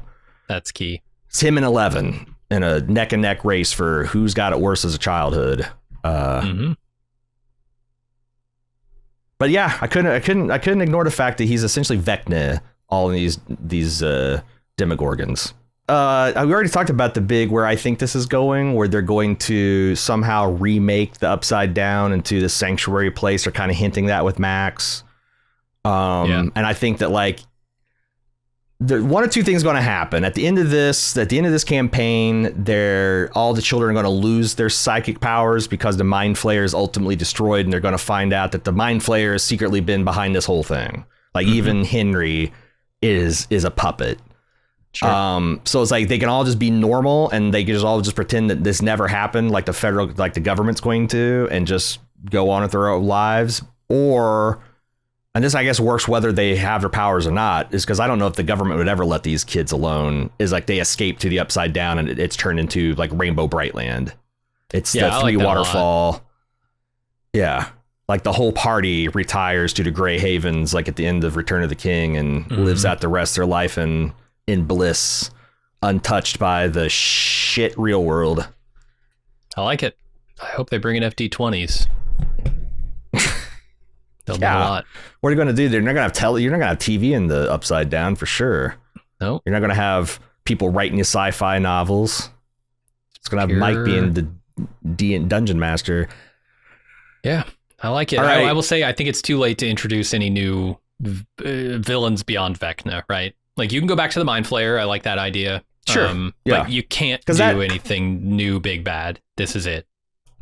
Because I don't like the idea of this kid just being born evil, and I don't like the idea of the kid being like a normal kid, and then he goes in a porthole and he's just lost to evil. Because although it would be an interesting counterpoint to like 11 and Max and Will, these other people who have tapped into these powers and haven't used it to go evil, have resisted killing and all that. Sure. It says less about the power and more about the person that it affects. I like that. Yeah, surprising.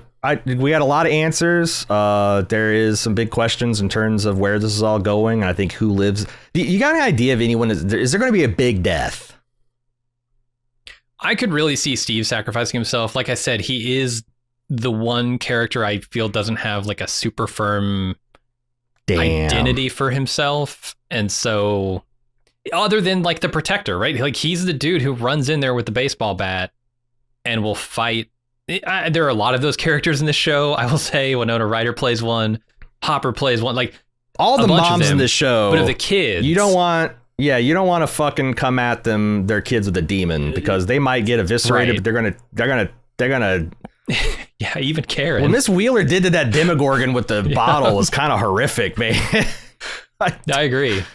But yeah, I see Steve in that role for the kids, and I could see him heroic sacrifice. Like that's how he was supposed to kind of be in season 1, right? He wasn't supposed to have this massive arc. I know. Can I substitute Jonathan realizing that, you know what, I actually am the loser everybody thought Will was, and I've got no place in this world, and Steve and Nancy are cuter together. I'm just going to get myself Vecna'd here. That's what I'm. If some, but I that was he gives one Steve of the three the ring love as triangles. he goes off to his doom. I love it. You could kiss her for me or something. What'd you get to pay $5 at a pawn shop? You know I'm rich, right? I drive around a BMW as a high schooler. I guess he's a couple years out of high school now. This gumball machine ring? No thanks. I'm gonna have a couple carrots, okay? I feel like one of Joyce or Hopper will die. Ooh. I mean, Hopper feels like the natural one because he wants to sacrifice they keep on going back to that death Elle. imagery with his daughter, and like, you know, he was going to die to kill Vecna, and it turns out that Vecna wasn't in the center of the peanut butter goober, or what the rich nougaty core had had Elle's sister in it. Did you get the impression also that that's one of the reasons he didn't want Elle with him, is because he didn't want to blow her up when he encountered Vecna? Okay. Or maybe he's trying to put him off the crawls altogether, is because... Yeah. But I don't know, why was he training her? Just to keep her quiet, like, you know, like give her something to do. Yeah, make her. Or was it always like... the plan that we need to infiltrate the base, but I've got to have a... But he doesn't have kryptonite for Elle. The Lynn Hamilton provided it for him, so it's like... Right. You might be on... But also it's a part of his character that he wants to protect Elle, you know? For sure. Yeah. It's not the only reason, but I think that was part of it. Yeah. Any other... Do you think any of the core kids will die? Lucas, Mike, Will, and Dustin. Is that what you're considering core kids, or extended universe kids? I'll throw Max. I'll throw Max and Holly in there too. Nancy. Obviously, I'm not throwing Jonathan or Steve in there because we got them earmarked for death. But yeah, I don't want to see any of them die. I will say. I think the kid should be the one untouched because they have been, right. Like. Yeah. Mm-hmm. They've always come through whatever they faced.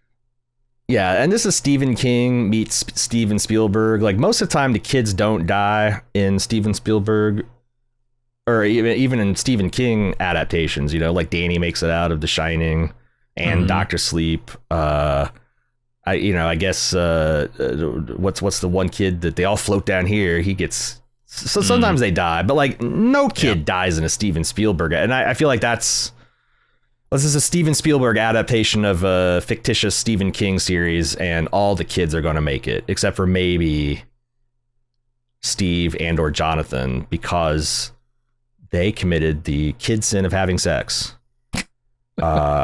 Sure. None of the other kids have actually had, so like for my horror movie rules, they're safe. But Will, or not Will, sorry. Jonathan and Steve and Nancy are all high risk.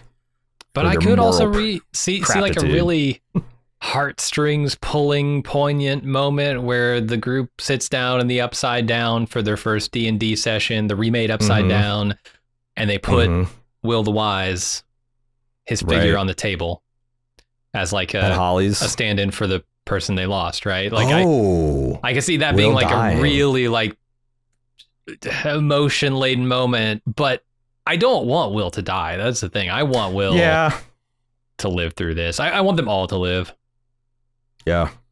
I think Murray is another one that might I could see, because like I think I've got, even though they're really doing nothing with him, he's just the gopher, the connection, the plug, kind of half-ass version of it. I still think he's fun, a really fun character, just like they could get me with Alexei, they could definitely get me with killing him. If they kill Steve, man, I'm going to lose my shit a little bit. Yeah. I like Steve a lot. Who would have thought 2 episodes in sacrifice that Jonathan. Saying that? Nobody who's pulling for Jonathan at this point. No. Is even Will. Anyway, so yeah, that's the Thanksgiving helping of Stranger Things 5. Do you have any other leftovers or another piece of pumpkin pie, stranger pie you want to serve?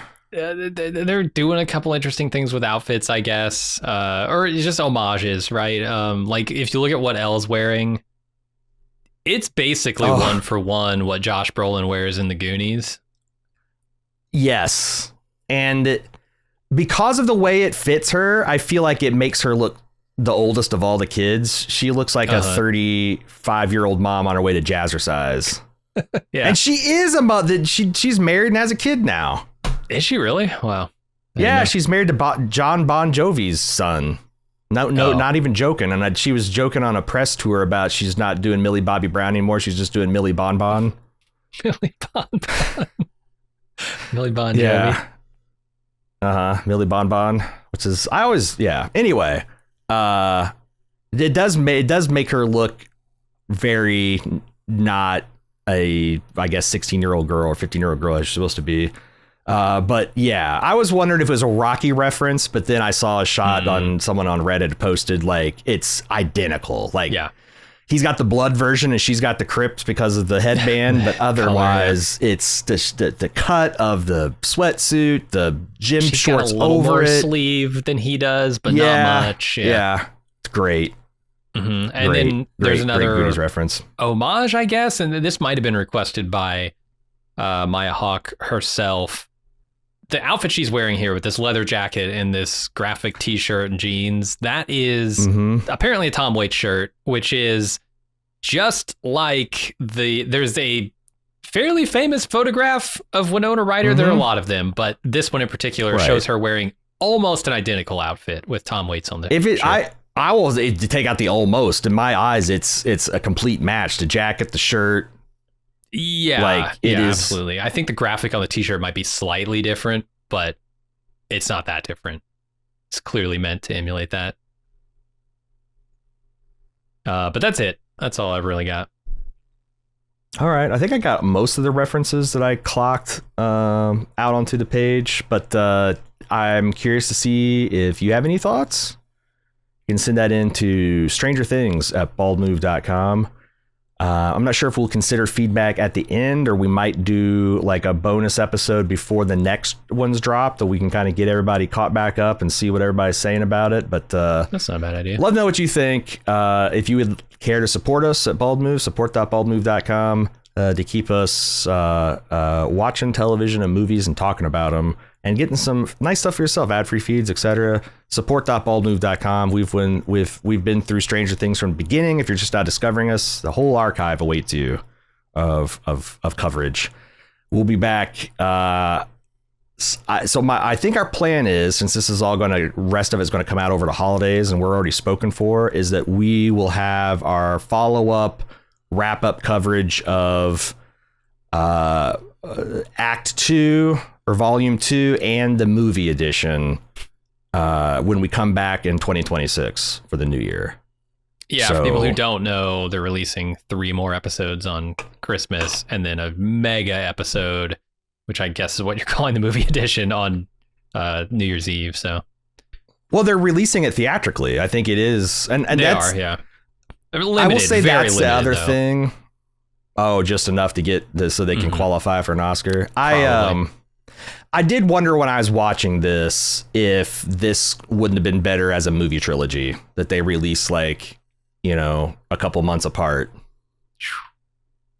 But then that's like anti-Netflix, right? Yeah, Netflix couldn't do that. And I don't have a ton of problem with the way they've done it. A lot of shows they'll just be like filler or just not enough plot stretched over too much runtime. But I didn't feel like that in Stranger Things. The only real complaint I have is there's like a little season 2 filler. Some of the conversations, like but again, might be that I just don't care anymore. Like anytime Elle and Mike, and I might have gotten a little bit of young love feelings. Like I just don't care. Gotcha. I violently don't care about Jonathan and Steve fighting over who's the best for Nancy. Same here. I don't even like Murray getting in the middle of it and trying to, just boner now, idiot plan. Yeah, it's fun, but like, again, I just don't care about any of the relationships on this show, other than Lucas and Max, because it says a lot about Lucas, man. It's a young love, and he's been by her bedside for a year and a half now. Yeah, playing her the music. Which is so, I don't know. You want to talk about that for a minute now that we've had an official outro for the show and everyone's. Yeah, I do. This will teach people for turning off when we start doing the call to action. At least look at the runtime. Come on. Yeah, at least there's a bonus track here. There's a hidden. It's like, when the song stops and then goes 30 seconds, you got a whole other track at the end of the CD. This is happening right now. So Max is lost in coma space. She's almost dead. She is dead. She's brought back by Lucas's love and Kate Bush. And then Lucas keeps bringing in and playing the song to her, and she hears it and she follows it, and she almost gets ambushed by Vecna because just stops playing it just as she gets to her hospital bed in the Upside Down, whatever the hell that means. Well, the tape ends. Fucking, he has to rewind. He has to rewind it. But like, we know that does that essentially every visit. Was she so traumatized by the first visit that now she just won't try it, or she thinks it's a Vecna trick? I don't know. I'm not sure why she's not trying to sneak over to that part of the mind of Vecna. She was there. She saw, like, if she was in a BMW and she could drive through that peanut butter cluster, she could have done it.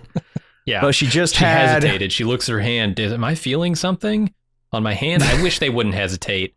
Just, you see a great thing, go toward it as fast as you can. Yeah, when the devil itself has been chasing you for God knows how long in this liminal space. Yeah, your boyfriend's there over your body. He's playing your favorite song. Jump through that portal. Right. Slide through like Run Indiana Jones. Hill. You know.